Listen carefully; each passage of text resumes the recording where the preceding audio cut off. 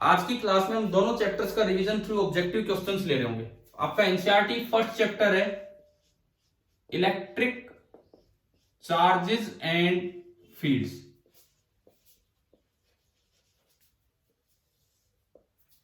मेरे पास एक बुक है फिलहाल जो कोई स्पेसमैन आई थी कुछ दिन पहले, एनसीईआरटी एट फिंगर टिप्स कुछ इस तरह का नाम है।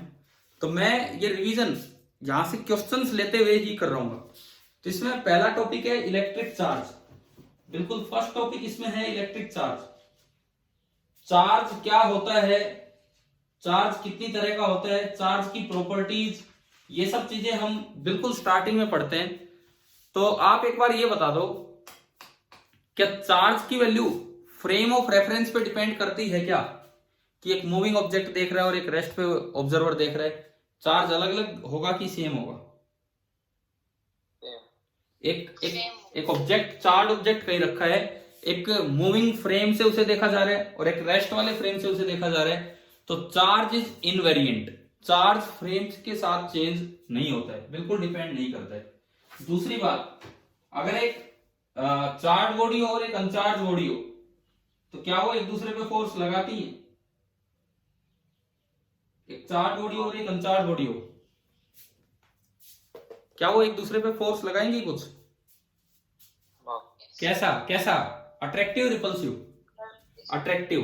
Due to electrostatic induction, due to electrostatic induction charge body neutral body को अट्रैक्ट कर देती है। इस पे इस टाइप के क्वेश्चंस हमने उस समय किए थे कि ए बी सी तीन चीजें दे दी या चार दे दी इस तरह की, और बोला गया है ए और डी अट्रैक्ट कर रहे हैं, ए और सी रिपेल कर रहे हैं, ए और डी अट्रैक्ट कर रहे हैं, इस तरह की कुछ बातें बताई कि ये अट्रैक्ट करते हैं, ये रिपेल करते हैं और ये भी अट्रैक्ट करते हैं। अब देखो साथ में ये भी दिया गया है कि ये दोनों भी अट्रैक्ट कर रहे हैं, इस तरह का है, और ये दोनों भी रिपेल कर रहे हैं। क्या बोर्ड नजर आ रहा है? कुछ मैंने कुछ पेयर्स बनाए हैं ABCD में। तो अब इनके साइंस पॉजिटिव, नेगेटिव या न्यूट्रल ये पता करना है। तो सबसे पहले जाया करो रिपल्सिव पे। रिपेल कौन कौन कर रहे हैं इसमें? ए और सी और बी और सी। ए और सी एंड बी एंड सी। मैं इसको हटाओ थोड़ी देर के लिए, कभी क्वेश्चन ही गड़बड़ हो जाए। ए और सी रिपेल कर रहे हैं, इसका मतलब ए एंड सी चार्ज है। जो रिपेल करते हैं वो श्योर है कि वो चार्ज है और दोनों पे लाइक चार्ज होगा, या तो दोनों पॉजिटिव या फिर दोनों नेगेटिव। अच्छा, उसके बाद ए और बी अट्रैक्ट कर रहे हैं। ए तो चार्ज है, मान लो दोनों पे पॉजिटिव चार्ज है, यहां से शुरुआत करो। ए और बी अट्रैक्ट कर रहे हैं। अब ए और बी अट्रैक्ट कर रहे हैं तो इसका मतलब या तो बी पे नेगेटिव चार्ज होगा या फिर बी न्यूट्रल होगा, या तो बी पे नेगेटिव चार्ज होगा या फिर बी न्यूट्रल होगा। फिर हमने देखा ए और डी भी अट्रैक्ट कर रहे हैं, ए और डी भी अट्रैक्ट कर रहे हैं। अगेन वही बात है, डी पे या तो नेगेटिव चार्ज होगा या फिर डी न्यूट्रल होगा। डी पे या तो नेगेटिव चार्ज होगा या फिर वो न्यूट्रल होगा, इस तरह का काम है। अब बात आती है सी और डी नहीं, हमें यह दिया गया कि जो बी और डी हैं, बी और डी हैं वो एक दूसरे को रिपेल कर रहे हैं। सपोज कीजिए ये इंफॉर्मेशन दी गई कि बी और डी एक दूसरे को रिपेल कर रहे हैं, तो अगर बी और डी रिपेल कर रहे हैं तो क्या कोई न्यूट्रल हो सकता है उनमें से? नहीं हो सकता। इट मींस श्योर है कि बी और डी पे लाइक चार्ज होंगे, तो अगर उन पे पॉजिटिव थे तो इन दोनों पे कैसा चार्ज हो जाएगा? नेगेटिव चार्ज हो जाएगा। इन्होंने दिया होगा ऐसे सवाल में कि एक पे पॉजिटिव था, इस तरह से। ये बहुत अच्छा भी सवाल अभी नहीं बन पाया, क्योंकि जब हम 5 वाला लेते हैं तो उसमें एक न्यूट्रल ले लेते हैं और वहां पे फिर पता लगता है कि कोई ना कोई न्यूट्रल भी आ जाता है। ऐसे क्वेश्चन आपको करवाए, मे भी इस तरह के चार्जिंग में कुछ पूछ लिए जाए, तो आप ये ध्यान रखना। अच्छा, चार्जिंग के जो मेथड्स हैं, चार्जिंग के जो मेथड्स हैं वो हमने पढ़ा था बाई इलेक्ट्रो, एक तो था बाई फ्रिक्शन, रबिंग, एक बाई कंडक्शन, एक बाई इंडक्शन। इस तरह के 2-3 मेथड्स ये अपने ध्यान रखना, बिकॉज कल जो पेपर है बोर्ड के लिए लिया जा रहा है, तो छोटी छोटी बातों पे भी सवाल, आसान आसान सवाल पूछे जा सकते हैं। आप अच्छे से देना, और जितने भी नंबर का वो हो, क्योंकि बोर्ड में 1-1 नंबर के क्वेश्चन आते हैं, तो पता नहीं कभी 1-1 का ही डिजाइन कर दिया जाए उसमें, या 4-4 के भी हो सकते हैं, देख लेना आपको अपने अकॉर्डिंग। अच्छा, उसके बाद जो चार्जिंग होती है बाई इंडक्शन, इंडक्शन से जब आप चार्ज करते हो तो ये बताओ कि जो चार्जिंग बॉडी है जिससे आप किसी दूसरी बॉडी को चार्ज कर रहे हो, क्या चार्जिंग बॉडी के चार्ज पे कोई फर्क पड़ता है या नहीं? जब आप इंडक्शन से किसी दूसरी बॉडी को चार्ज करते हो तो क्या चार्जिंग बॉडी जो है उसके चार्ज पे कोई फर्क पड़ता है जब अगली बॉडी चार्ज हो जाए तो? नहीं पड़ता। कंडक्शन से लेते तो फर्क पड़ता, कंडक्शन में इसका खुद का चार्ज कम होता, इंडक्शन में इसके चार्ज पे कोई फर्क नहीं पड़ने वाला, बिल्कुल भी चेंज नहीं होगा। अब अगर इंडक्शन में एक इलेक्ट्रोस्टैटिक्स में फैराडे ने एक फॉर्मूला दिया था कि अगर इसका डाइलेक्ट्रिक कांस्टेंट है K तो Q dash that is equal to Q into 1 minus 1 upon K। यहां पे Q तो है वो चार्ज जो आप लेके आए हैं और Q डैश है जो इस पे अपीयर हुआ है, लेकिन इस साइड अपोजिट होगा, इस साइड अपोजिट होगा। अगर ये डाइलेक्ट्रिक है तो K ग्रेटर देन 1 होता है, इंफिनिटी नहीं होता है, तो उस केस में Q डैश की वैल्यू लेस देन Q आएगी। अगर ये मीडियम डाइलेक्ट्रिक है तो Q डैश की वैल्यू लेस देन Q आएगी, तो बिल्कुल सामने की तरफ इसके पास कम चार्ज इंड्यूस होगा और अपोजिट चार्ज इंड्यूस होगा। अगर ये मेटल होता तो K इनफाइनाइट हो जाता और Q पूरा पूरा यहाँ पे इनफाइनाइट। तो ये फैराडे लॉ जो था आइसपेल एक्सपेरिमेंट का, इस पे भी क्वेश्चन बन के पूछे जा सकते हैं, आसान सी चीजें। अच्छा, चार्जिंग के बाद भाई ये फॉर्मूला ध्यान है, ये वाला फॉर्मूला याद है आपको? Yes sir. ठीक है, उसके बाद देखिए चार्जिंग के बाद आता है properties of charge, basic properties of charge. मैं अभी वैसे मैंने कोई बुक नहीं, मैंने वो एनसीईआरटी ही खोली हुई है तो उसी के अकॉर्डिंग मैं आपसे क्वेश्चंस पूछ रहा हूं। बेसिक प्रॉपर्टीज ऑफ चार्ज, तो इसके अंदर क्वांटाइजेशन पे क्वेश्चंस आ सकते हैं, Q equal to n e, charge दे दिया जाए, पूछा जाए कितने इलेक्ट्रॉन निकाले हैं या कितने इलेक्ट्रॉन डाले हैं, इस तरह से। और एक प्रॉपर्टीज में उस तरह की बातें भी थी कि भाई ये फ्रेम पे डिपेंड नहीं करता, जो मैं आज जिक्र कर चुका हूं। मास और चार्ज में डिफरेंस मैंने आपके एक स्टार्टिंग टॉपिक करवाया था चैप्टर में, तो अपने क्लास नोट्स रिवाइज करके चलना, ठीक है। अच्छा, अब ये बताओ कूलम्ब्स लॉ टाइप काम कर लोगे ना, सिंपल कूलम्ब्स लॉ अगर लगाना है तो, या सुपरपोजिशन प्रिंसिपल? सुपरपोजिशन प्रिंसिपल पे questions stable, unstable, neutral, equilibrium करवा रखे हैं उस समय, थोड़ा रिवीजन करना अपना, ठीक है। अब मैं चलता हूं अगले पार्ट पे। देखो इस चैप्टर के 5 पार्ट हैं, Coulomb's law, then electric field, then flux and Gauss law, ये तो हो गया आपका चैप्टर 1 एनसीईआरटी चैप्टर 1। चैप्टर 2 में 2 पार्ट हैं, पोटेंशियल एंड कैपेसिटेंस। चैप्टर 2 में 2 पार्ट्स हैं, पोटेंशियल एंड कैपेसिटेंस, ये 2 पार्ट आपके चैप्टर 2 में है। तो फर्स्ट पार्ट तो बड़ा सीधा सा था, जो मैंने कुछ बातें बताई, कूलम्ब्स लॉ पे आप न्यूमेरिकल कर लेंगे जिस तरह के भी होते हैं। अब चलिए इलेक्ट्रिक फील्ड की तरफ चलते हैं। इलेक्ट्रिक फील्ड, इसके अंदर 2 चीजें थी, एक फील्ड जनरेशन, इसके अंदर 2 चीजें थी, एक फील्ड जनरेशन और एक फील्ड का इफेक्ट। फील्ड जनरेशन में एक पॉइंट चार्ज का field KQ/R², positive charge readily outward, negative charge readily inward, ये सीधी सीधी बातें हैं। फील्ड जनरेशन में डाइपोल वाला एक अच्छा टॉपिक है और अक्सर शॉर्ट डाइपोल के ही क्वेश्चंस आते हैं, खासकर बोर्ड लेवल पे तो वही आएंगे। अब बताओ एक्सिस ऑफ द डाइपोल पे, अगर इसका डाइपोल मोमेंट P है, अगर इसका डाइपोल मोमेंट P है तो एक्सिस ऑफ द डाइपोल पे क्या फील्ड का फॉर्मूला था?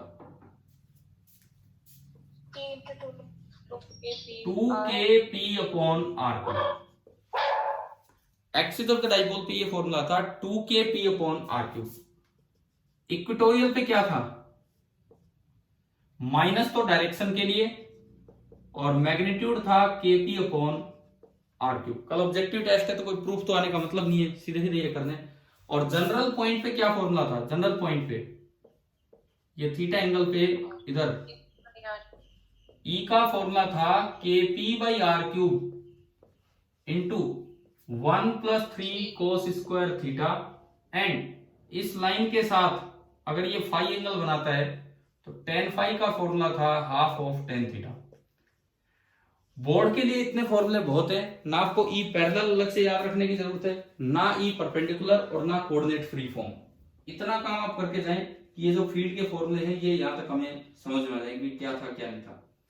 अच्छा, उसके बाद एक इस टाइप के भी क्वेश्चन थे कि जैसे डाइपोल नहीं, एक रेगुलर हेक्सागन है, उसके 5 वर्टिसेस पे 5 आइडेंटिकल चार्ज रखे हैं, एक वैकेंट है, सेंटर पे फील्ड पूछा जाता है। ध्यान है, ये इस टाइप के क्वेश्चन करते थे हम। क्या करते थे कि जो चौथा वर्टेक्स है उस पर उतना ही तो पॉजिटिव चार्ज रख दो, उतना ही नेगेटिव। अब सारे पॉजिटिव चार्ज मिलके तो फील्ड 0 कर देते थे, तो केवल एक नेगेटिव चार्ज की वजह से वहां पे फील्ड आ जाया करता था। ये आपका था जो जनरेशन ऑफ फील्ड है उन सब में। अच्छा, फिर फील्ड लाइन एक टॉपिक था। फील्ड लाइन के अपनी सारे वो याद करके जाना, positive charge radially outward field lines, negative charge inward, dipole की फील्ड लाइन, फिर 2 लाइक चार्ज की फील्ड लाइन याद होगी ना, वो करवा रखी है सारी। भाई अगर मान लो डाइपोल है, एक पॉजिटिव एक नेगेटिव, तो इसकी फील्ड लाइन तो ऐसी होती है, ये वाली, और बाहर यही से यूं जानी है, यूं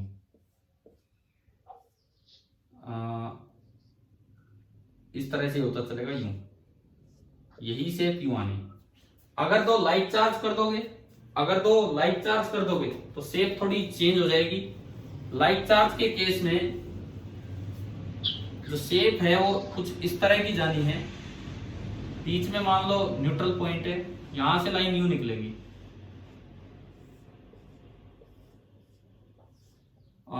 इसके बाद यही शेप बाहर आएगी। तो ये थोड़ा बाहर वाली शेप का ध्यान रखना, किस तरह से ये शेप जाती है, बाहर वाली शेप का ध्यान रखना।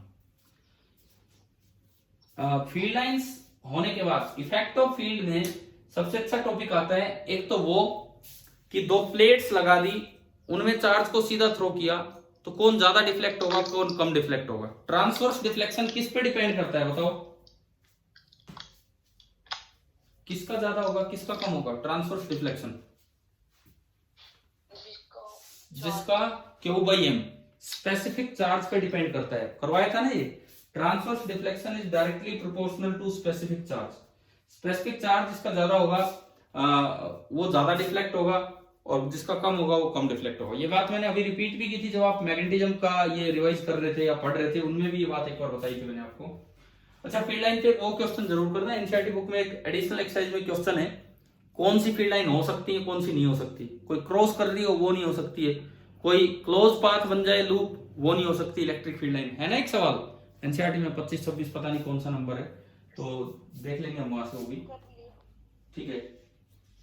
इफेक्ट में एक जो दूसरा जरूरी काम है वो है डाइपोल पे फील्ड का इफेक्ट। नेट फोर्स, अगर डाइपोल को यूनिफॉर्म फील्ड में रखा है तो नेट फोर्स 0, टॉर्क का formula P cross E, and potential energy का फॉर्मूला -P.E। अगर डाइपोल को नॉन यूनिफॉर्म फील्ड में रख दिया जिसकी की डायरेक्शन कांस्टेंट है, तो फोर्स का एक और शॉर्ट फॉर्मूला हमारे पास आया था P into mode of DE/dr। NCERT में उस पर क्वेश्चन भी था, जेड एक्सिस के अलोंग फील्ड दे रखा था, P into mode of DE/dr। ये भी आप याद रखना क्योंकि बुक में सवाल है, हो सकता है इस तरह की भी बोर्ड में आ जाए कहीं ना कहीं इस तरह से। अच्छा, फील्ड के बाद जो हमारा अगला पार्ट है that is flux, electric flux. कोई प्रूफ तो आना नहीं गॉस थ्योरम और इन सब का।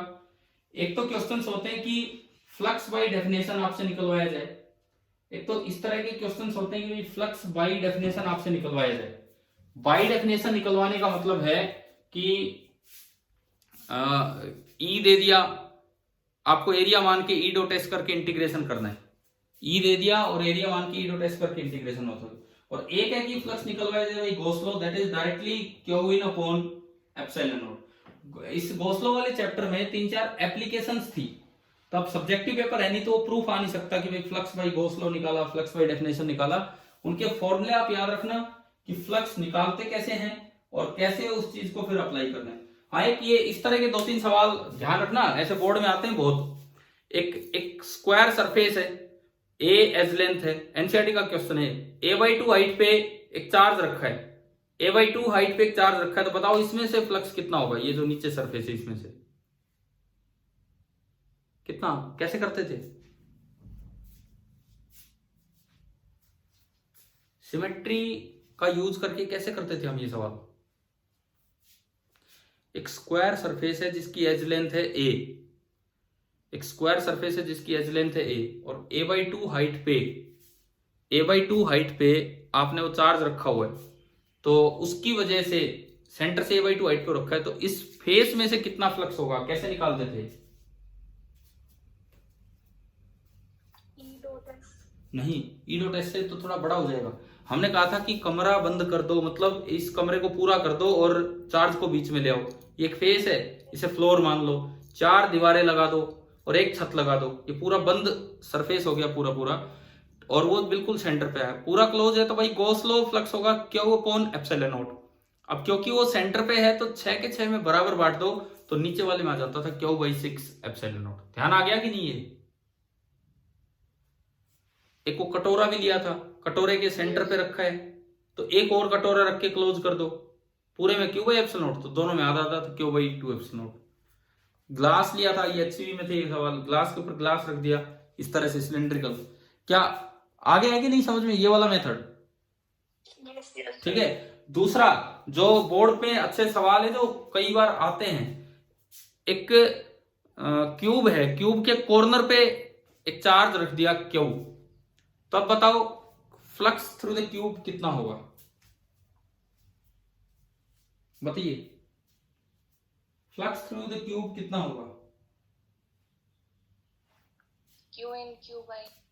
Q/8 epsilon not. हमने आपको बताया था कि ये तो सॉलिड स्टेट में भी आ जाता है कि कॉर्नर वाले का 1/8 पार्ट उसके साथ माना जाएगा, 1/8 अंदर 7/8 बाहर, तो Q इन होगा Q/8। और दूसरा तरीका मैंने कहा था कि उस चार्ज ने उनकी जो बाहर वाली सरफेस है, दो एजिस के बीच में 90 डिग्री का एंगल है, तो पहले n निकालो कि कितना हिस्सा अंदर है। कैसे? 360 degree by theta, 360 degree by theta, theta था आपका 90, तो ये 4 हो गया, उसको 2 से मल्टीप्लाई कर दो, 8 हो गया, तो n आ गया 8, तो फ्लक्स होगा Q/n epsilon not, Q/8 epsilon not. याद है ये सवाल करवाए थे इस तरह के? Yes sir. और मैंने फिर इसमें आपको एक इक्विलेटरल प्रिज्म का भी करवाया था, मैंने इसमें एक इक्विलेटरल प्रिज्म का भी करवाया था, इक्विलेटरल प्रिज्म का। हाँ, तो वो ऐसे ही था कि भाई उसमें 60 डिग्री एंगल बन रहे, तो 360/66 आया, फिर उसका डबल किया और फिर Q से डिवाइड कर दिया। इस टाइप के प्रिज्म वाला तक तो बोर्ड पे नहीं पहुंचते हैं, बोर्ड लेवल पे क्यूब वाला आ सकता है, बोर्ड लेवल पे क्यूब वाला आ सकते हैं, या ये जो सरफेस वाला जो मैंने बताया 6 वाला, वो भी आ सकता है। अच्छा, जो आपकी एप्लीकेशंस ऑफ गॉस लॉ हैं, उनमें जो फॉर्मूला है वो अपने ध्यान रखना। लाइन चार्ज का फील्ड कितना होता है? 2k λ/r, infinite line charge का। सेल का क्या होता है? अंदर 0 और बाहर KQ/, जैसे सारा चार्ज आपने समेट के सेंटर पर रख दिया हो। सॉलिड स्फीयर का, सॉलिड का शायद बोर्ड में नहीं है क्योंकि बोर्ड के सिलेबस में सॉलिड वाला नहीं है, केवल 3 चीजें हैं, एक लाइन चार्ज, एक इनफाइनाइट शीट और एक सेल। शीट का बताओ, अगर एक ही साइड चार्ज है तो किसी भी जगह शीट का होता था σ/2 एप्सिलॉन नॉट, अगर दोनों साइड चार्ज है तो σ/एप्सिलॉन नॉट।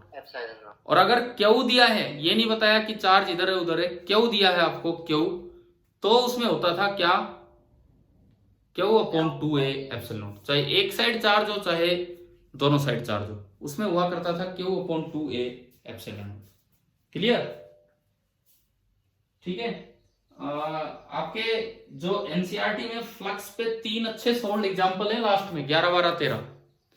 एनसीईआरटी में आपके फ्लक्स पे 3 अच्छे सोल्ड एग्जांपल हैं 11, 12 और 13, तो वो तीनों अपने रिवाइज करके जाना, क्योंकि बड़े चांसेस होते हैं बोर्ड में इनमें से ऑब्जेक्टिव या सब्जेक्टिव क्वेश्चन बना के दिए जाए। ये मेरे हाथ में यही बुक है, मैं फिलहाल एक्चुअली यही देख रहा हूँ, कोई और ऑब्जेक्टिव किताब नहीं।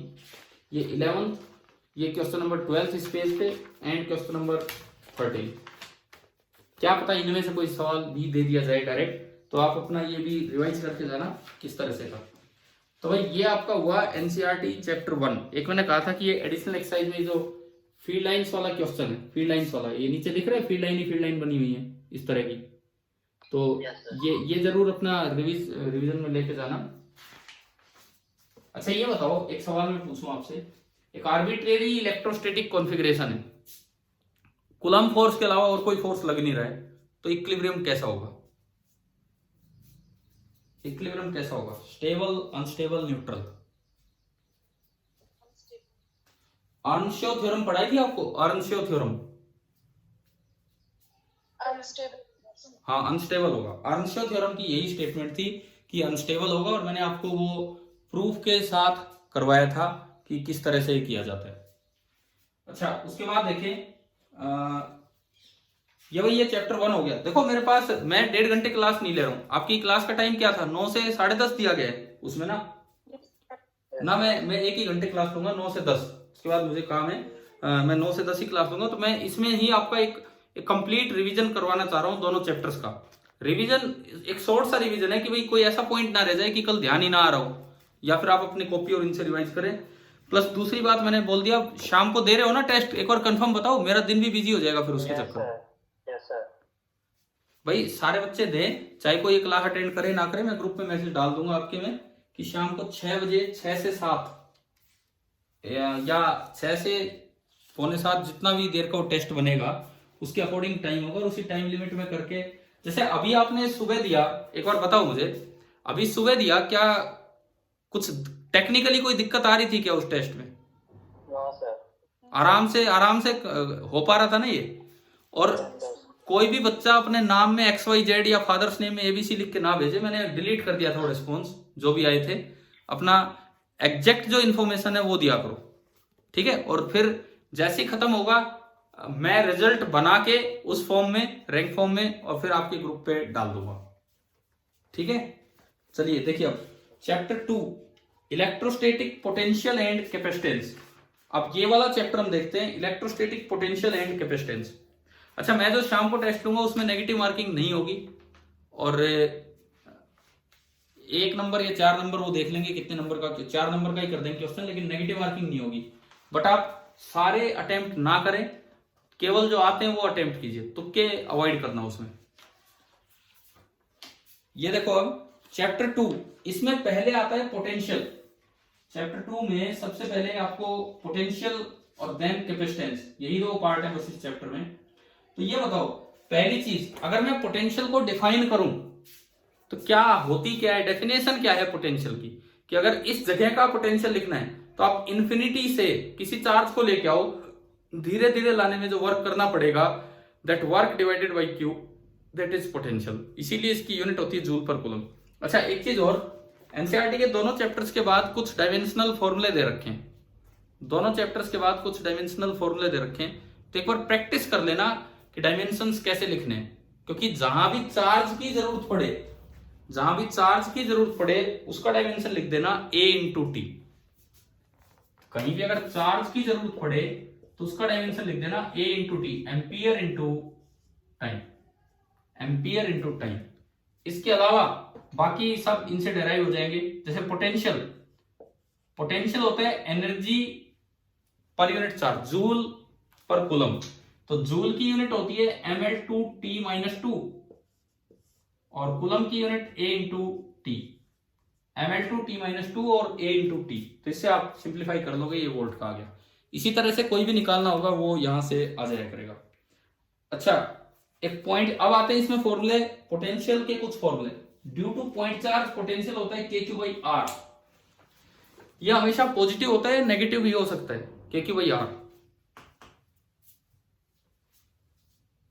बताओ, it may be positive, it may be negative, क्योंकि पोटेंशियल के फॉर्मूले में चार्ज को विद साइन रखना होता है। पोटेंशियल के फॉर्मूले में आपको हमेशा चार्ज को विद साइन रखना होता है। तो पोटेंशियल पॉजिटिव भी हो सकता है और पोटेंशियल नेगेटिव भी हो सकता है, कुछ भी आ सकता है पोटेंशियल। अच्छा इसके बाद देखो E और V का ग्राफ कंपैरिजन, ये मैंने आपको क्लास में बताया था, एनसीईआरटी में दिया भी है कि एक पॉइंट चार्ज का E और V का ग्राफ कैसे कंपेयर होता है। उसके बाद है potential due to dipole. Dipole का पोटेंशियल, एक शॉर्ट डाइपोल का पोटेंशियल आप यहां से रिवाइज करेंगे, प्रूफ करने की जरूरत नहीं है, KP cos theta upon R²। इस पे ऐसे सवाल आ जाते थे कि क्वाड्रेंट बना के दे दिया, ये डाइपोल है, first quadrant, second quadrant, third quadrant, fourth quadrant, कहां पोटेंशियल पॉजिटिव होगा कहां नेगेटिव। तो पॉजिटिव चार्ज की तरफ जो पॉइंट्स है वहां पोटेंशियल पॉजिटिव होगा, नेगेटिव चार्ज की तरफ जो पॉइंट्स है वहां पोटेंशियल नेगेटिव होगा। और जो ये बीच वाली लाइन है, बीच वाली लाइन जो है, इस पे पोटेंशियल होगा बिल्कुल जीरो, इस पे पोटेंशियल बिल्कुल जीरो होगा। ये आपका पोटेंशियल ड्यू टू डाइपोल थे। अच्छा, सिस्टम ऑफ चार्ज आ जाए, कोई नहीं, छोटा ही पार्ट है, 1 2 3 4 दे रखे हैं, सबका पोटेंशियल लिख के सम कर लो। अब ये एक इंपॉर्टेंट टॉपिक है जो एनसीईआरटी में टॉपिक की तरह नहीं है, लेकिन मैंने मेरी बुक में मार्जिन लिखा, मार्जिन रिमार्क डाला हुआ है, दिख गया आपको कहां पे क्या है ये? क्या लिखा हुआ है, पढ़ के बताना। Potential due to uniform shell. हाँ, ये यहाँ पे इन्होंने टॉपिक ले लिया, लेकिन अलग से हेडिंग नहीं दी थी, तो इन लाइनों में दिया था। तो यूनिफॉर्म सेल का जो पोटेंशियल होता है, यूनिफॉर्म सेल का जो पोटेंशियल होता है, उसमें देखो आप, अंदर हर जगह पोटेंशियल सेम होगा, के क्यू बाई कैपिटल आर, अगर आर इसका रेडियस है तो। मान लो क्यू पॉजिटिव है, सपोज कीजिए क्यू पॉजिटिव है, अंदर हर जगह ये रहेगा और बाहर फिर ये डिक्रीज करता चलेगा। बाहर फॉर्मूला हो जाएगा के क्यू बाई स्मॉल आर, ये है के क्यू बाई कैपिटल आर। अब कल वाले पेपर में उस तरह का नहीं आना चाहिए जो सॉलिड स्फीयर में मैंने आपको पढ़ाया था कि ऊपर जाएगा और 3/2 टाइम्स हो जाता है सेंटर पे सरफेस से, पढ़ाया था, ये ध्यान है थोड़ा। सॉलिड स्फीयर में पोटेंशियल का ग्राफ ऐसे जाता है, और लेकिन बोर्ड लेवल पे वो चीजें नहीं है, वो नहीं पूछी जा सकती, तो मैं उम्मीद करूं कि कल के टेस्ट में भी उतना नहीं आना चाहिए। तो आप potential due to simple shell, मतलब क्लास नोट्स तो हैं, लेकिन अपना एनसीईआरटी का रिवीजन कर जाओ, बहुत रहेगा कल के पेपर के लिए तो। और ये काम भी हमें आना चाहिए कि कब कैसा रिवीजन करना है। अब जब बोल दिया कल बोर्ड लेवल का, मतलब उस पर्पज से टेस्ट है, तो आप एटलीस्ट उसी तरह का रिवीजन अपना करके जाएं, नहीं तो क्या होगा, बड़े बड़े कॉन्सेप्ट्स में घुसे रह जाएंगे हम, पूरा दिन निकल जाएगा, रिवीजन भी नहीं हो पाएगा। अच्छा, एक बार ये बताओ, अभी आपकी मेरे बाद अगली क्लास प्रदीप सर की है शायद 11 बजे, 11 से 12:30। उसके बाद गौड सर गौड मैम की कितने बजे होती है, दोपहर में? 2 से 4 लगा लो। तो मैं टेस्ट तब लेना चाहता हूं जब आप अपना फिजिक्स का रिवीजन पूरा कर चुके हो। आज ही आपको देना है टेस्ट, तो शाम तक कभी भी, लेकिन इन टाइम्स के अलावा आप अपना रिवीजन टाइम और देख लीजिए कि आप फिजिक्स रिवाइज कर चुके हो एक बार, जितना मैं बता रहा हूं वो, उसके बाद आप टेस्ट दें। यूं नहीं कि टेस्ट अपने पास लेने के बाद फिर रिवीजन स्टार्ट कर रहे हो, वो नहीं। अच्छा, उस टेस्ट में जो क्वेश्चंस होंगे, जैसे अभी आपने +1 का दिया, मैंने टेस्ट के बाद उसकी वो एज ए सीपीपी डाल दिया वो ग्रुप में, +1 वाले में और आप वाले में। Yes sir. हाँ, तो मैं वो एज ए सीपीपी भी आपको दूंगा, लेकिन पहले वो टेस्ट की तरह, तो इसीलिए थोड़ा डबल टाइम लग जाता है वो दो जगह बनाने में कि भी किस तरह से, पर आपको सारे सवाल मिल जाएंगे टेस्ट के बाद और आंसर की के साथ, लेकिन आप टेस्ट पहले ढंग से देंगे। तो आप ये सोचो कि अपना रिवीजन पूरी इलेक्ट्रोस्टैटिक्स का आप कब तक कंप्लीट कर लेंगे। मैं तो उसके बाद और 1 घंटे बाद कर देंगे। आप कितने बजे टेस्ट देना चाहेंगे कि हाँ ये रिवीजन हो चुका है कल के लिए? कभी भी ले लेना सर। कभी भी ले लो, मतलब कि हमें तो करना ही नहीं रिवीजन, या कर रखा है? कर रखा है सर। कर रखा है तो ठीक है। मैं इन जनरल सबसे पूछ रहा हूँ 6 बजे लें कि 7 बजे लें, कुछ टाइम अगर आपको चाहिए तो, यहाँ इसीलिए पूछ रहा हूँ मैं, और कोई बात नहीं है।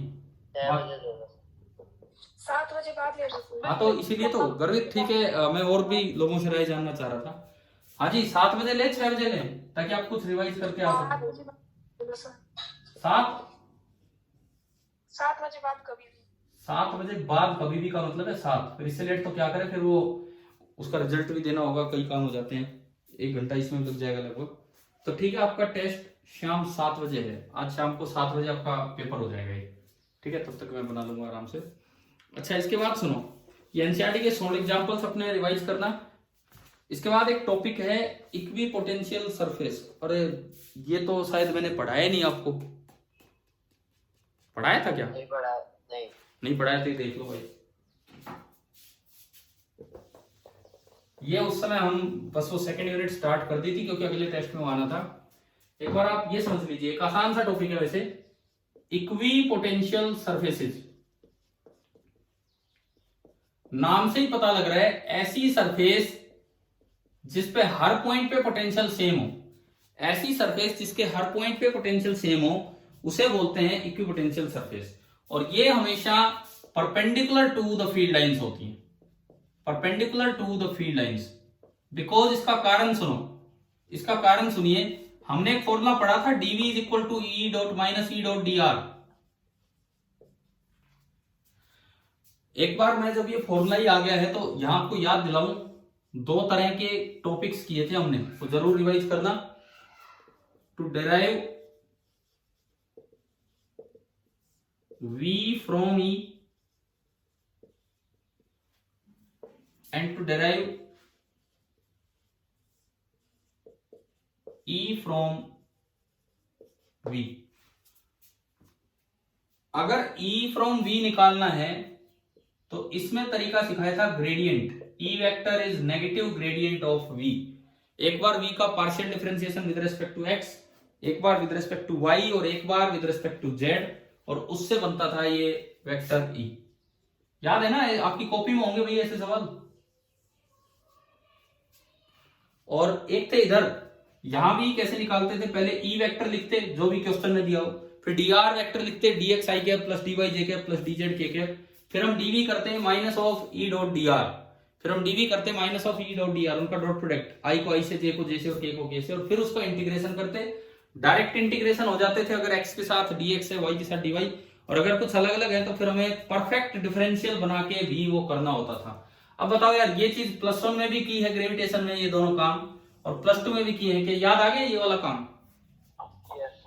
ये अपना रिवाइज करके जाना, नोट्स से रिवाइज करके जाना है दोनों काम। अब मैं आता हूं वापस लौट के इक्विपोटेंशियल सरफेस की तरफ। एक छोटा सा टॉपिक है इक्विपोटेंशियल सरफेस की, ये फॉर्मूला हमारे पास है। अब मैं चाहता हूं दो पॉइंट्स इक्विपोटेंशियल सरफेस पे, मतलब यहां पोटेंशियल V है तो यहां भी पोटेंशियल V हो, इसका मतलब चेंज इन पोटेंशियल जीरो है। चेंज इन पोटेंशियल जीरो होने का मतलब है कि minus E dot dr is जीरो। It means vector E is perpendicular to vector dr। ये तो dr था, आप इधर से इधर आए सरफेस के ऊपर, और E उसके परपेंडिकुलर।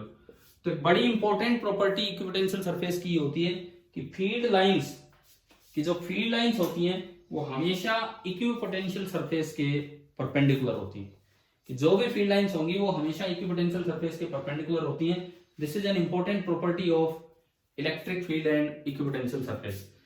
अच्छा, अब मान लो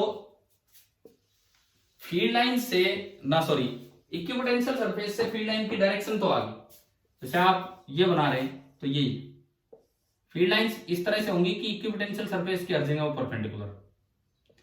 मैग्नीट्यूड का भी अंदाजा लग जाता है, कैसे?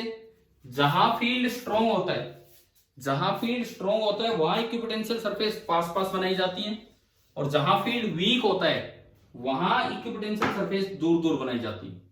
जहां फील्ड स्ट्रॉन्ग होता है वहां इक्विपोटेंशियल सरफेस पास पास बनाई जाती है, और जहां फील्ड वीक होता है वहां इक्विपोटेंशियल सरफेस दूर दूर बनाई जाती है। जैसे सपोज कीजिए ये एक पॉजिटिव चार्ज है, ये कोई एक पॉजिटिव चार्ज है, इसकी फील्ड लाइंस ऐसी हैं,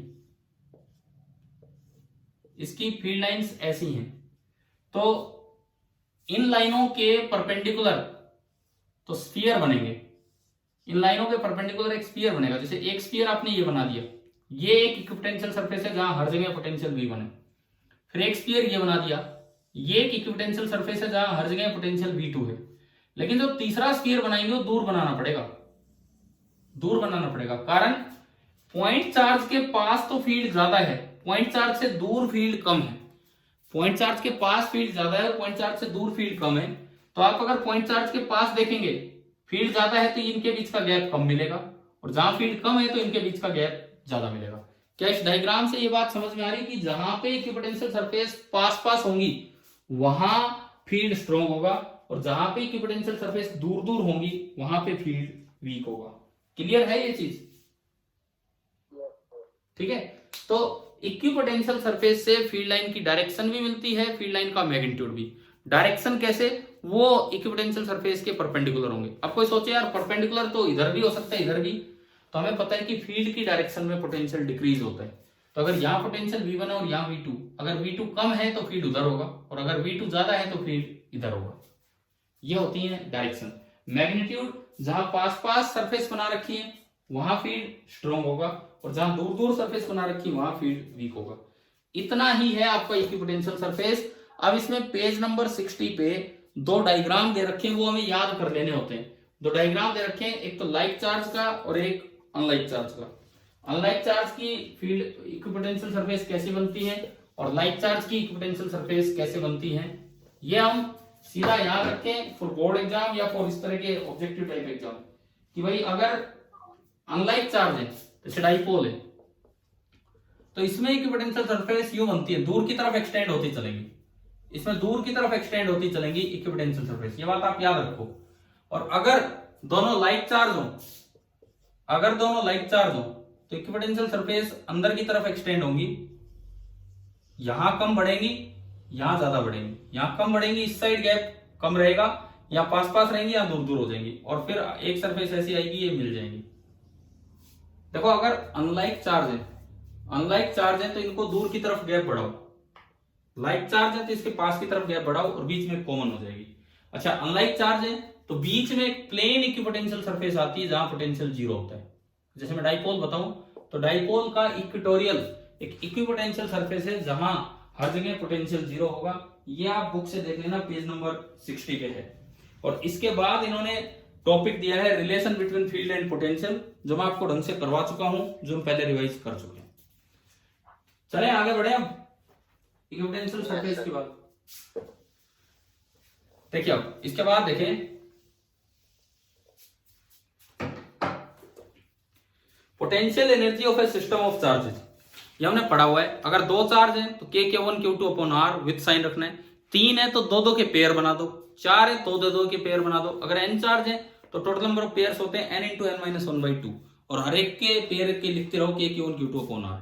अगर कोई एक्सटर्नल फील्ड भी प्रेजेंट हो, मान लो दो चार्ज है K1 Q2, तो उनकी आपस की इंटरेक्शन एनर्जी तो है K1 Q2 अपॉन R, लेकिन अगर कोई एक्सटर्नल फील्ड भी प्रेजेंट हो तो K1 Q2 upon R plus Q1 into V1 जो एक्सटर्नल फील्ड की वजह से वहां पोटेंशियल था, प्लस Q2 इंटू V2 जो एक्सटर्नल फील्ड की वजह से वहां पोटेंशियल था। इस तरह से ये होगा। अच्छा इसके बाद सुनो potential energy in an external field, ये मैंने आपको बता दिया। पोटेंशियल एनर्जी ऑफ डाइपोल, ये डाइपोल के टॉर्क के समय बताया गया था कि फोर्स जीरो होगा, टॉर्क होता है P cross E and potential energy हो जाता है माइनस P डॉट E। इन पे भी ठीक से सवाल बनते हैं कि डाइपोल स्टेबल इक्विलिब्रियम से अनस्टेबल तक ले गए, कितना वर्क किया, या अनस्टेबल से रिलीज किया, स्टेबल पे गया तो कितनी काइनेटिक एनर्जी आई। अपने नोट्स रिवाइज करना, उसमें सारा करवा रखा है। अच्छा उसके बाद एक बहुत अच्छा टॉपिक जिसपे शायद आ जाए क्वेश्चंस, एक अच्छा टॉपिक है इलेक्ट्रोस्टैटिक्स ऑफ कंडक्टर। 6 प्रॉपर्टीज हैं इलेक्ट्रोस्टैटिक ऑफ कंडक्टर में, ये प्रॉपर्टीज आप याद रखें। पहला, inside a conductor electrostatic field is zero. पता है नहीं आपको कि कंडक्टर की बॉडी के अंदर इलेक्ट्रिक फील्ड जीरो होता है? क्या हमेशा जीरो होता है ये बताओ? क्या कंडक्टर की बॉडी के अंदर इलेक्ट्रिक फील्ड हमेशा जीरो होता है? No sir. करंट वाले चैप्टर में जीरो नहीं होता है, इस चैप्टर में जीरो होता है। अब ये क्या मतलब है, इस चैप्टर में जीरो उसमें नहीं है? चैप्टर नहीं, कंडीशन पे आप जाओ। अगर चार्ज रेस्ट पे है तो अंदर फील्ड जीरो है, और अगर चार्ज मोशन में है तो अंदर फील्ड जीरो नहीं है। Second property, at the surface of charge conductor field line normal होती है।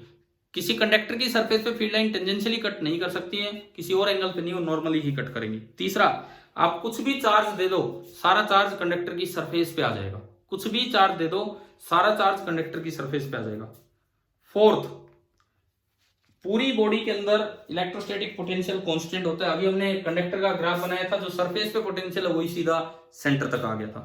Fifth, electric field at the surface of charge conductor is given by E बराबर सिग्मा अपॉन एप्सिलॉन नॉट। मैंने ये बोस्लो वाली एप्लीकेशन में करवाया है कि अगर बोस्लो में एक तो यार ये अच्छे काम हुए थे कि अगर एक कंडक्टर की लोकल चार्ज डेंसिटी सिग्मा है तो जस्ट कंडक्टर के बाहर तो फील्ड होता है sigma upon epsilon not, and just conductor के अंदर फील्ड होता है जीरो। और आप बताओ अगर मैं यहाँ होल कट कर दूं तो होल में कितना फील्ड होगा? ये भी एक क्वेश्चन करवाया हुआ है।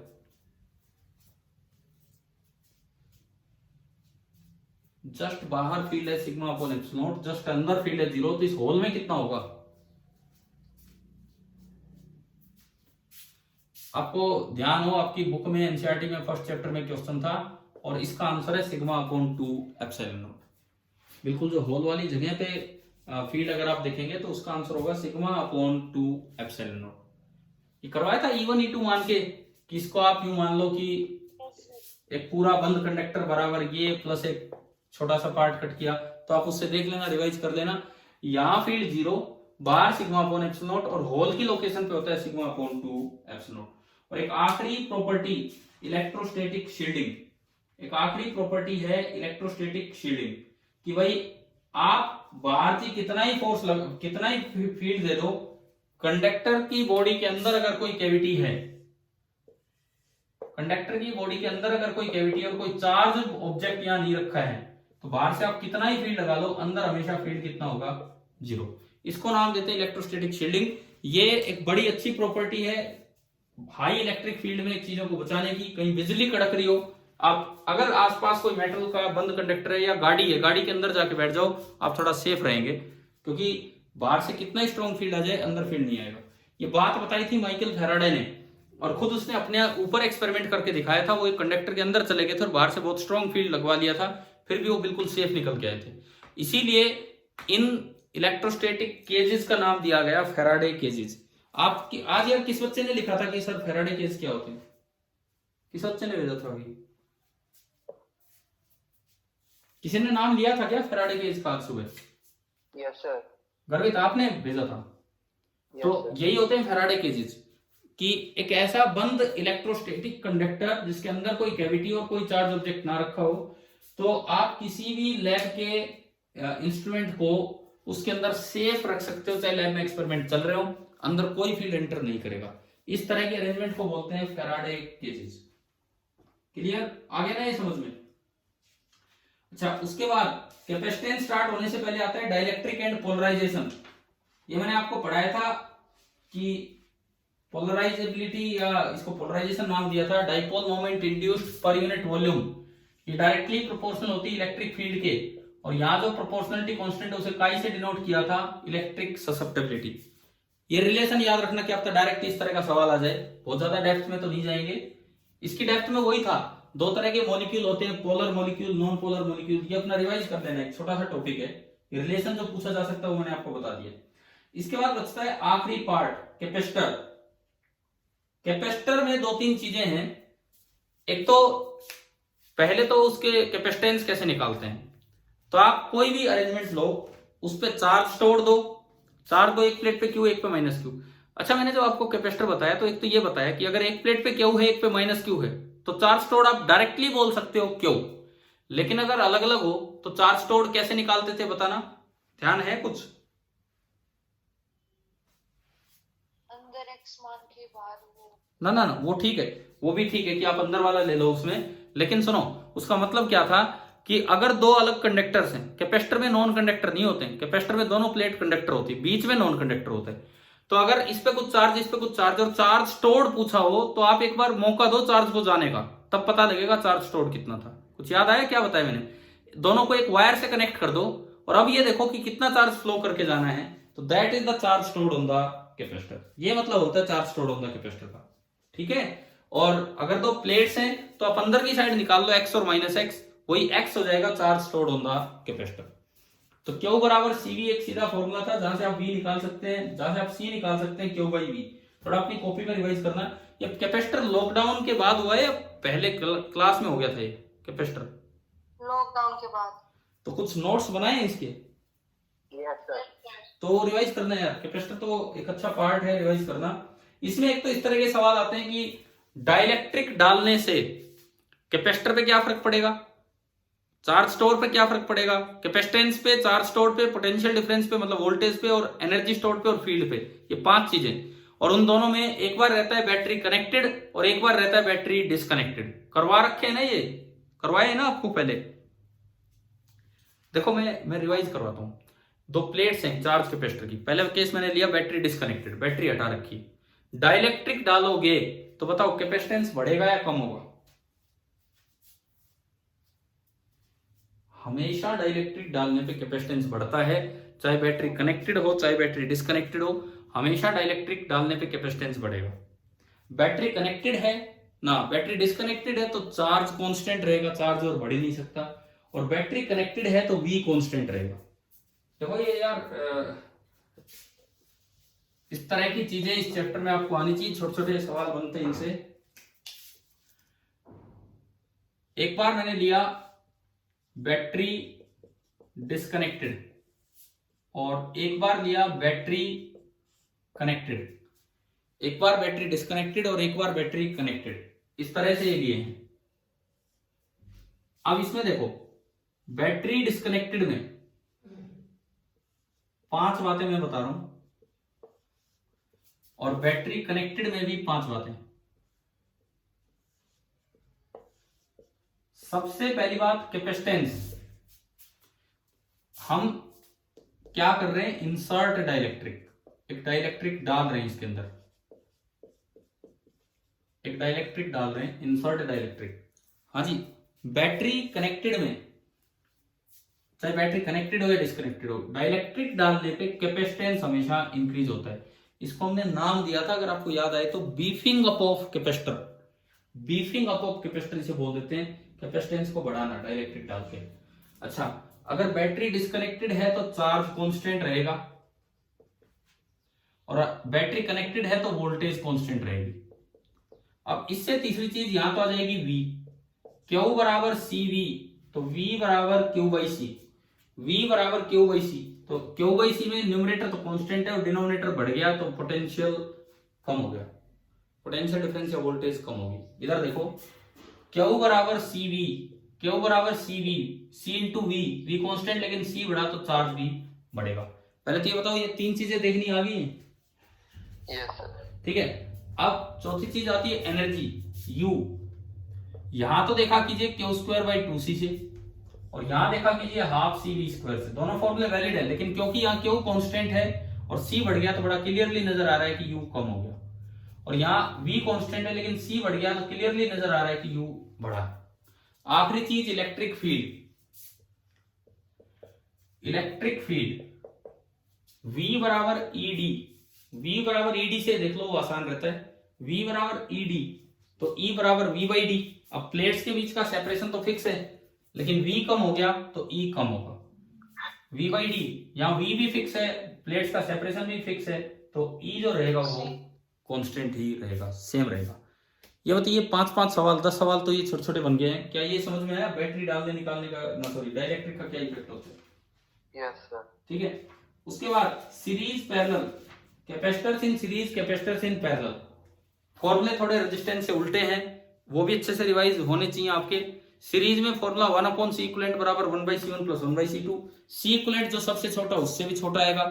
सीरीज में वोल्टेज बढ़ती है, चार्ज सेम रहता है, और voltage inverse ratio of capacitance में डिवाइड होती है। पैरेलल की अगर मैं बात करूं तो पैरेलल में फॉर्मूला है C इक्विवेलेंट बराबर C1 प्लस C2। जो C इक्विवेलेंट आएगा वो बड़े से बड़ा जो कैपेसिटेंस होगा उससे भी बड़ा आएगा। सीरीज में वोल्टेज ना, पैरेलल में वोल्टेज नहीं बटेगी, चार्ज बटेगा, और वो charge direct ratio of capacitance में डिवाइड होगा। Q1 by Q2 is equal to C1 by C2। अच्छा, एक तो ये आप एक को ना वो उस तरह के लेक्चर जरूर रिवाइज करना। एक रिवीजन लेक्चर दिया था मैंने कैपेसिटेंस वाले टेस्ट से पहले, 1-2 लेक्चर थे उस समय, जिनमें कई इस तरह की बातें बताई थी कि N एक जैसे कैपेसिटर्स हैं, इतना उनका ब्रेकडाउन स्ट्रेंथ है, इतना वो झेल सकते हैं, इतनी वोल्टेज लगाई, ये आपको C इक्विवेलेंट बनाना है। M कैसे निकालते हैं, N कैसे निकालते हैं, याद है ना वो चीजें, करवाया था ये। एनसीईआरटी के क्वेश्चन भी थे, 12 और 6 या 18 या कुछ इस तरह का आंसर बना था। तो एक बार वो चीज जरूर रिवाइज करना, क्योंकि एनसीईआरटी में क्वेश्चन है, बोर्ड में आ सकता है, तो मे भी कल के टेस्ट में उस तरह का कुछ डाल रखा हो, नहीं भी हो तो कम से कम हमारा रिवीजन हो जाएगा। ठीक है। वो लेक्चर्स, सारे लेक्चर्स तो अवेलेबल होंगे ना आपके पास दोबारा से, यूट्यूब पे वो प्लेलिस्ट बना रखी है।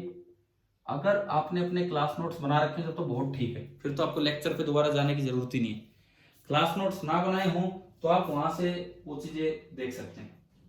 और एक इसमें ये काम है शेयरिंग ऑफ चार्ज, कि अगर एक चार्ज कैपेसिटर है, दूसरा भी चार्ज कैपेसिटर, उनको कनेक्ट किया तो फाइनल कॉमन पोटेंशियल क्या आता है, C1V1 plus C2V2 upon C1 plus C2।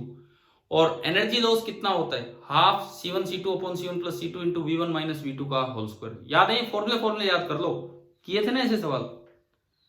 और अगर उल्टा कनेक्ट कर दो पॉजिटिव नेगेटिव से, तो एक में माइनस प्लस का माइनस हो जाएगा और एक में माइनस का प्लस, वो भी अपनी कॉपी से रिवाइज करना।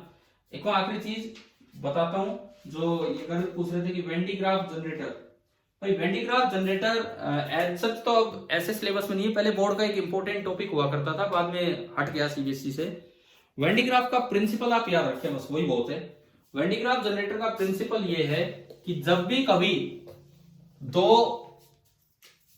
कंडक्टर आप लें और उनको कनेक्ट करें तो अंदर वाले पे आप कितना भी चार्ज देते रहो, सारा चार्ज फ्लो करके कहां आता रहेगा, आउटर सरफेस पे।